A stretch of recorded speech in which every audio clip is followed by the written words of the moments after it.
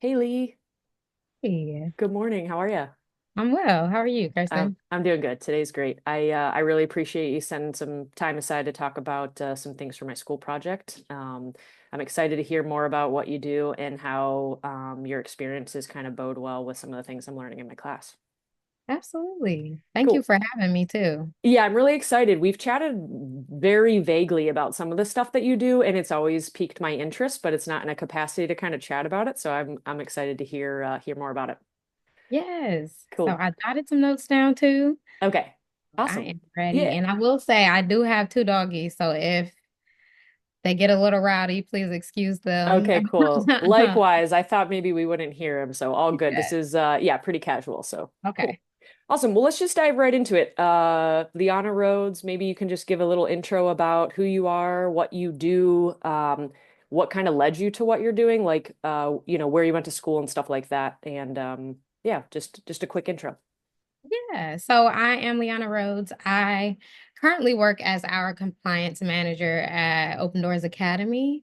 Prior to that, my undergraduate is in political science, criminal justice. So I took a little bit of a curve to the education world, but I always had a knack for it.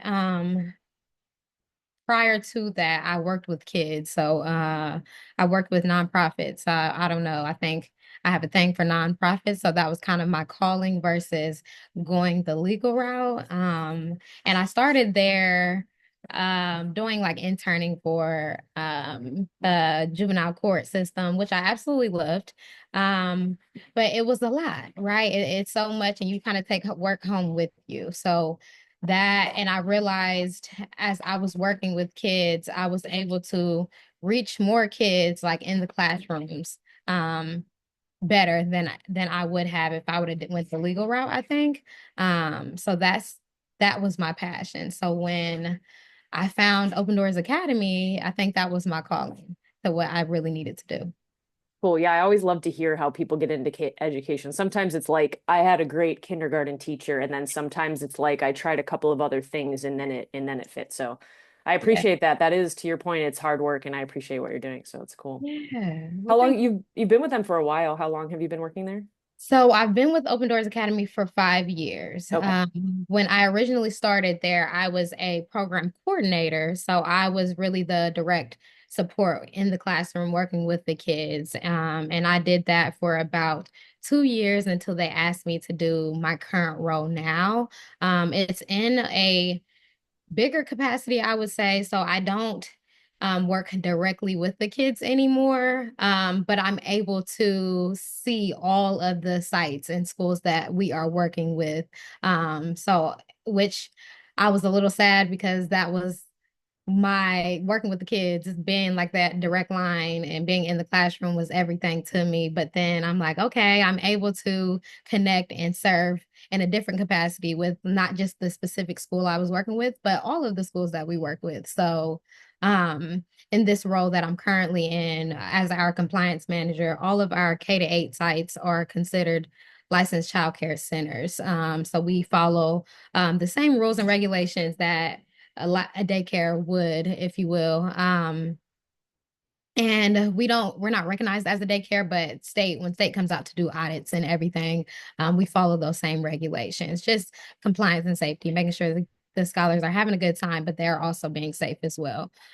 So there's a lot of professional developments I'm able to do with the staff to kind of get them prepared for what these state audits look like, because they're always unannounced, and it's basically state coming out to critique your work, and that's not always the best. And it's a little nerve-wracking. So staff are always just nervous around this time of the year, just trying to prepare and expect for the state to come. So I try to prepare them as much as possible for that. So we'll do like working sessions to go over like physical care plans, like if we are working with scholars that are on medications, to go over the day-to-days, what it looks like to run a high quality program. So we are serving every scholars to the best of our ability, and they're getting the full experience that we offer in our programs. Yeah, that's interesting because I think on the front facing side you see like all the touchy-feely good benefit stuff, and on the back side there is a lot of legality, lots of I's to dot, T's to cross, and people like don't always see that. I mean, I No. can't relate on the K through 8 side, but my job is in more of a compliance realm, like adult learning. Okay. Eventually there's like an interest in like doing more like public school stuff, but I think Okay. right now like I totally understand that element where we work with schools.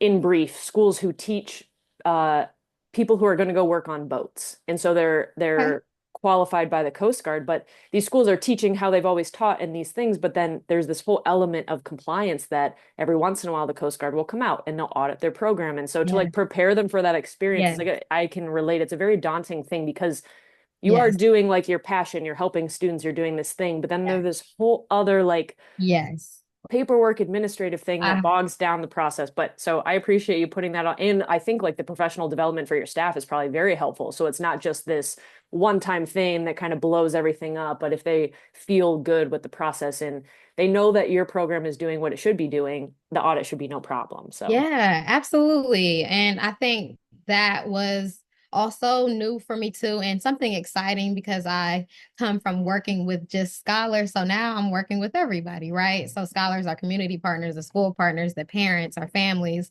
but also the staff. And I think that's so important because I'm able to just help them grow as well and pass down what I love to do in the classrooms with them too. So that's really, really unique that I love about this role too.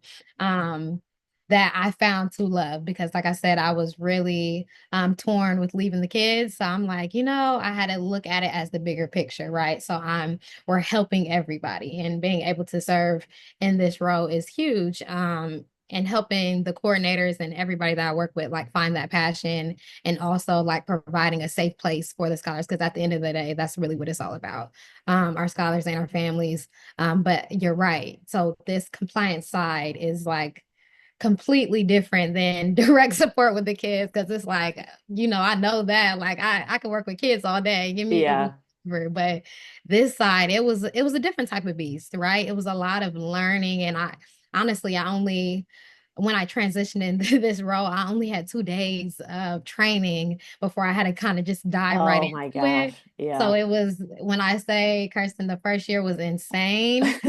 It was insane, but I survived. It was a lot of self-teaching, a lot of learning as I go, a lot of researching, figuring out like what's out there to truly help our programs be as prepared and giving all the scholars like what they need and they deserve. Yeah. Um, That's so cool. It sounds like you're in a comfortable spot now after the first year, so that's good. yeah. Cool. Well, let's dive into I kind of want to experiment with this. How about I tell you what I think Open Doors Academy does based simply off of the website and social media, and then you tell Yeah, me how accurate it is. So absolutely. it sounds to me like a after school program there's stuff in school too, but it sounds like a program in addition to what schools are doing. So it's an organization that supports schools and helps, like your mission statement is what honestly drew me to this interview, Yeah. bridges the gap of inequities between what students are provided in schools and what they can be provided with this additional support outside of school. And that is through a lot of different things, programs in school, after school, summer school stuff, camps. You did touch on it a little bit, so I'm not really cheating, but you did say there's support for students, scholars, and then also their families too, which I think is the whole package deal. So that's kind of the high Yes. level thing I Uh, got. So maybe you can dive into Kirsten, it. you did your I work research. in market. I used to work in marketing, so maybe I was testing your guys' That's marketing skills. awesome. You literally just summed it all up. But Cool. yes, so that the main piece that you just kind of hit on at the end, well, I think honestly makes our organizations one of the rarest and the uniques. I could be biased because I work there. Is that family component, right? Like that family component is so huge when you are dealing with this line of work that we are in. So we actually have a whole department that is dedicated to our families, right? So we have a director of our family program alongside with three family advocates. So they are all the family advocates are assigned districts that we work with throughout Cleveland to kind of help and do that work with the families, right? So they're actually the advocates, like they're providing resources. We have a home like a Haven home pantry where we have like households supplies, like if families put in a request and they said that they need this, so we call them like little pantry bags, so we'll give those to the families upon their request as what they need, and then any resources that they have, as well as putting on different workshops for the family, right? Because it takes a village to raise a child. So we partner with community leaders who come in and might put on like, I don't know, it could be a health and wellness workshop. It could be a financial literacy workshop. It could be a technology assistance workshop, anything that we notice that our families need, we try and help bring in all of those resources to meet their needs. So that's one really big component that we have. And then we're also expounding all over Northeast Ohio. So we are in 19 schools here. So that's both um, elementary, middle, and high school. So we work with four high schools right now, and then we're also in Mansfield, Ohio. We have a program in Mansfield, Ohio. These are our custom sites. So the layout of our custom sites are a little different than our actual programming sites because those are we offer everything in our core sites that we do. Custom sites are more so the programming aspect, the enrichment and character development, the mentoring for those custom sites. So we're in Mansfield, we're in Lima, Ohio, That's the one I saw. I was like, how are and you like here and then all the isn't way that out there? Yeah, crazy? that's Isn't that cool though crazy? because it's a different kind of space and demographic, but still needs the same similar Yeah, support as that you're talking about. yeah. And like you, and Firelands as well. So that's like Vermilion-ish area. Firelands Yeah. is the only school district there. I actually got to visit that site. Mine was blown because that is your more rural area as well, like we were discussing earlier. Hmm. And just like the needs and the resources, everything is just different. We are also in Sandusky too. Hmm. So we're all over. And the crazy thing is, I'll share with you our little story of how we kind of started. We were actually founded in a church, um, St. Paul's Episcopal Church, right over here on Cleveland Heights, actually, and on Fairmont. So the story that I was told was that these kids were playing like basketball. This would happen after school, right? I don't know how they got into the church, but I guess they found a way to get into the church, and they were there after school just playing basketball, playing, doing what kids do. But then somebody actually closed the doors on them and said that they couldn't come back, like wasn't what the space was utilized for. So our original founder, she basically was like, hey, these kids need a place to go. So how about we open the doors and give them an opportunity to have somewhere, a safe place for them to kind of go after school, right? Hence the terms Open Doors Academy. So that is one of our key sites that we are at now. That's the only site that we're actually running program out of still that's in a church. All of our other sites are housed in a school. So Cool. it's a lot of stuff that goes in with that as well. Just different resources and different needs that they get too, and just having it being housed in the church is a lot different as being housed in a In a school. school, yeah, for sure. Oh, it's cool. It's really, really cool when you think about the story and how we kind of found it. And we were only middle school and high school at first. So this elementary component that happened within the last 3 years. I'll tell Okay. you that was COVID. COVID hit. Okay. Okay. I bet. I bet. It's fun. I love the origin story. It reminds me of, I don't know if you've heard of Corner 65. It is under the organization Resource Cleveland, Okay. which was previously branded as Refugee Response. They do the program, Mm, like pretty big program for any immigrant families fleeing, persecution in any capacity from their home countries and like reestablishing in Cleveland and getting resources. Okay. Their sports and kids program is called Corner 65, and my understanding of that origin story is very similar, where over here on Lorraine and 65th, which is kind of in my neck of the woods, the kids would after school play at the basketball courts at the Michael Zone Rec Center here. Okay. And they kind of just like were looking to do more things. And the person who is now working for Corner 65 started doing like these little sport events and stuff like that. And it grew and grew and grew, and they needed like some additional support. So they got under uh, Resource Cleveland to get some additional resources, but kind of the same element where somebody saw kids doing what kids Yeah. do and like saw that it was Yeah. a thing. So I do love that. Yes, That's that's cool. Well, I appreciate the intro. Let's yeah. I will just pivot a little bit and kind of dive into the crux of it. So Yeah. you talk about like some really big inequities, like the Yeah. inequities that Yeah. exist in Yeah. life in big cities Yeah. that Yeah. Yeah. surrounding uh race, gender, Mhm. socioeconomic status, all these things. We cannot solve all those today in this 20-minute conversation, but we will kind of get to one of them. And I think when you talk about one, you talk about many. So some of these main things that you're talking about mean like feeding families, which is like a very base level resource. The things that we're talking about kind of like when Yeah. I did tee you up on this, so this wasn't like blindsiding you with the concept of Right. digital inequities, but Hmm. digital inequities with students. So we'll get there Yeah. in 1 second, but I don't want to slide past all that. And I want to acknowledge the fact that there are digital inequities in parents, and you did talk about that. If families want to get resources, healthcare resources, welfare resources, everybody, like you're applying online in some capacities, how to find contact information for Yeah. people. Many Yeah. times, this isn't just like the easy paper thing or newspaper or Hmm. whatever.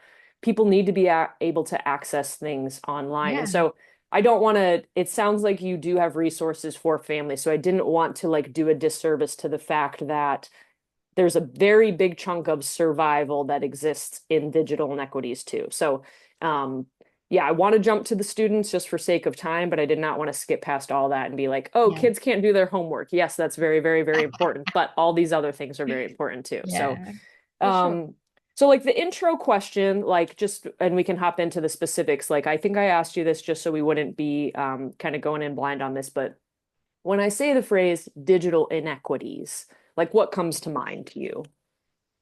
Oh, literally everything that we just talked about, right? Just Mhm. being able to kind of bridge that gap, right? Of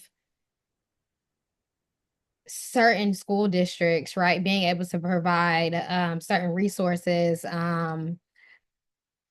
through technology, right? That other school districts that doesn't or isn't able to kind of meet that accommodations for our scholars, right? And me being in this role, I see this all the time, like just the different districts that we work with, the different like the amount of resources that certain schools have to help students with simple things like Chromebooks, right? Assign every one district that we work with called Cleveland Heights.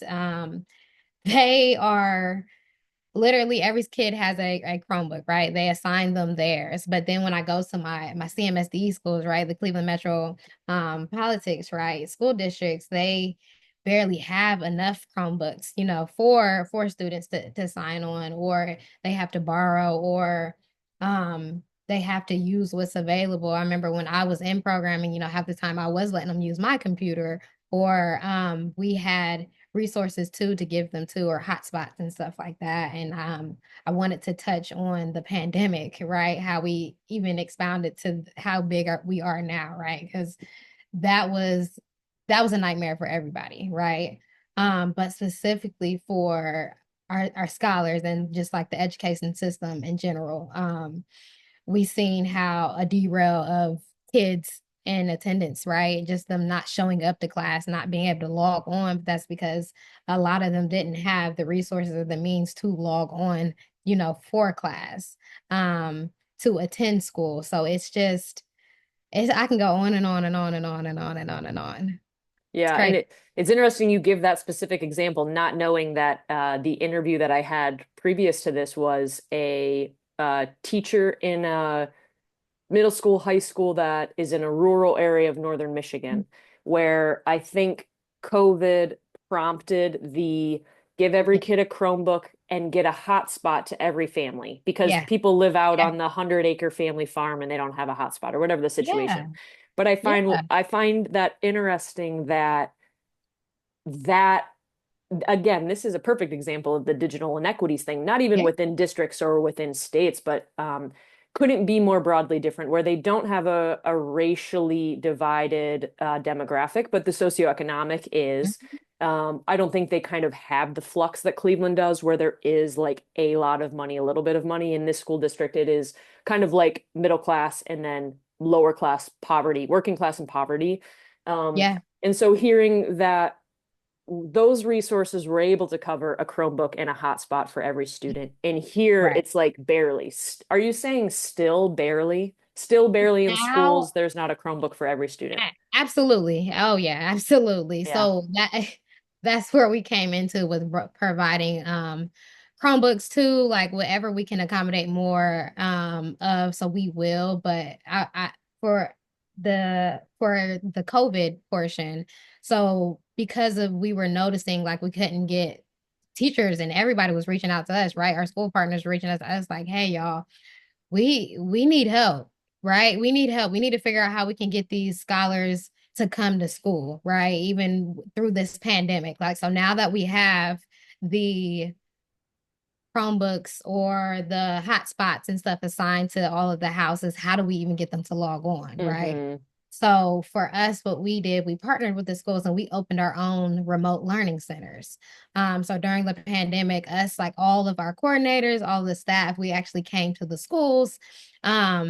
And we had all the computers and everything set up. And the parents, it would be like a regular school day, except for we was the teachers, right? Yeah. Um, It's kind of almost like so a co-work space. So, because they're doing it kind of self-learning in that, in some of the yeah. respects. Yes, Wow, that's cool. yes, yes. So we would be on digital on Zoom like this with the teachers. They would be texting us like, "Hey, can you make sure so and so is Oh my God. is awake?"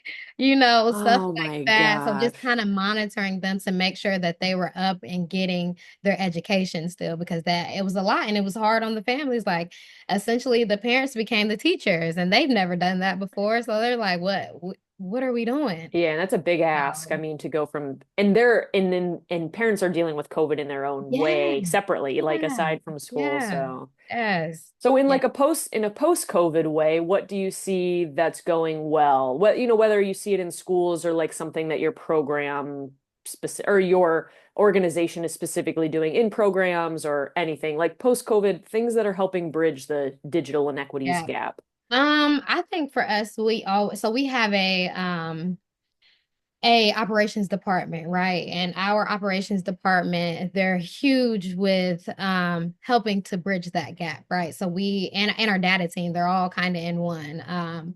So we survey a lot. We survey a lot to get the need, to figure out what each site is missing, because like I told you, like every district is completely different and the needs looks different. So we do a lot of surveys, we do a lot of data, we do a lot of just research with the schools that we are partnered with. And then with that data, we bring it back to the table like, okay, so what can we do to help bridge that gap? So for a lot of our schools, our sites, like our CMSD sites, I would say even our breakthrough districts, we have our own Chromebooks and computers or iPads that we lend out to the coordinators to give to the scholars to fill in that gap if there is not any available. At St. Paul's, the Wi-Fi is always really tricky there in the church, so we have different hotspots and stuff that we give to the church too, to kind of help the kids be able to log on so they can do their homework and Hmm. everything when they're with us. But just a lot of we try and do as much research so we can figure out how whatever it is that they need, how we can kind of best assist them. Cool. And I really like that because it sounds very responsive. I feel like, Yeah, I'm not a teacher in public schools. I've substitute taught a handful of times, but what I'm learning kind of in this master's program is like it always feels like it takes something big. It takes a COVID, it takes a big yeah, like movement yeah, in order to see changes across like the whole institution of education. And I feel like those things happen in like 5 to 10 years too late. We see this thing Yeah. and we react, and we see this big Yeah. thing and we react. So I kind of like the survey thing because it sounds like almost real time and you guys are able to Yeah. like tweak slight things. You're not overhauling your entire organization, but you're tweaking these different programs in a response to real time, which I think is really, really cool. Yeah, absolutely. Or even as like we apply for grants, right? A lot of our sites are funded through 21st Century, or just if the grants that we apply for, if the need is technology, then we are going to apply for a technology grant so we can best assist all of our sites and to provide them with the best support that they need, even at home. Our family team, like I said, they really are thebomb.com. They are the best team that we could have because there are a lot of them are always out in the field too, just kind of doing that work as well, more so hands-on and making those partnerships and collaborating with people. And honestly, that's really what it's all about, like just a lot of networking and meeting people to get everybody on one accord and how we can help our students and our families. Yeah, that's awesome. It sounds like a really well-oiled machine that's like adaptive for what it's currently doing and also for future growth, whatever they want that to be. That's really cool. Yeah, we Yeah, try. that's cool. It's a lot that goes into it, Yeah, but I bet. I mean, we could talk about this for hours, so I appreciate kind of what the ground that we've covered so far, but did want to like leave an opportunity for anything we didn't cover, like I guess maybe an anecdotal thing, like if you've seen anything cool in your experiences, like even when you were in the classroom, something tech related, a student doing something with tech that you didn't think that they would do because they didn't have the opportunity, or any, small story about a success story about your program and kind of dismantling tech inequities for students.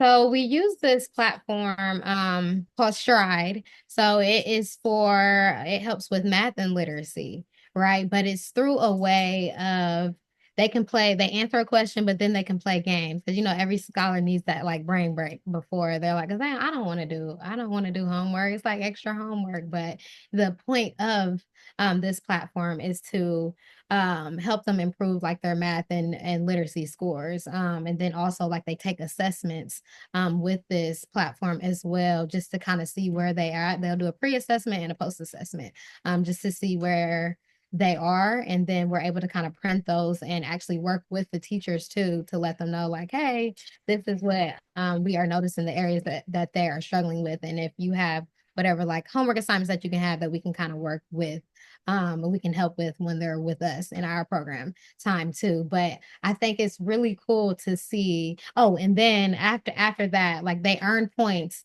as they answer a question too. So built in with that is like this stride store. So they can buy whatever they want to buy. So it could be, we try and do it based on what the scholars like. So it could be a basketball, it could be like nails. The girls are into these like press on nails or like little edge brushes for their hair.